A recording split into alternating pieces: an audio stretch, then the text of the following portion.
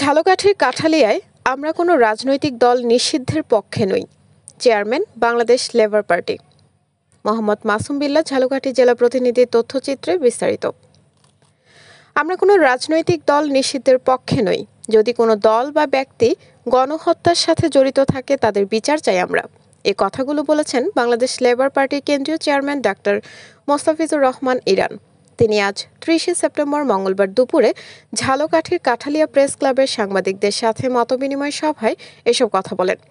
Press club সভাকক্ষে অনুষ্ঠিত মতবিনিময় সভায় মোস্তাফিজুর রহমান ইরান আরও বলেন, যদি কোনো রাজনৈতিক দলকে নিষিদ্ধ করতেই হয় তা আদালতের মাধ্যমে করতে হবে, নির্বাহী আদেশে করা যাবে না, তাহলে পুনরায় ফ্যাসিবাদ ফিরে আসবে। এ সময় উপস্থিত ছিলেন বাংলাদেশ লেবার পার্টির কেন্দ্রীয় দপ্তর সম্পাদক মোহাম্মদ মিরাজ খান, ছাত্র মিশনের কেন্দ্রীয় সভাপতি সৈয়দ মোহাম্মদ মিলন, সেক্রেটারি মোহাম্মদ মামুন হোসেন, যুব মিশন কেন্দ্রীয় সভাপতি সালমান খান বাদশাহ, লেবার পার্টির ভান্ডারিয়া পৌরসভার আহ্বায়ক মোহাম্মদ জাকির হোসেন, কাউখালী উপজেলার যুগ্ম আহ্বায়ক ডাক্তার শহীদুল ইসলাম, কাঠালিয়া উপজেলার সমন্বয়কারী মুফতি আরিফ বিন শহীদ সহ লেবার পার্টির জেলা ও উপজেলার নেতৃবৃন্দ।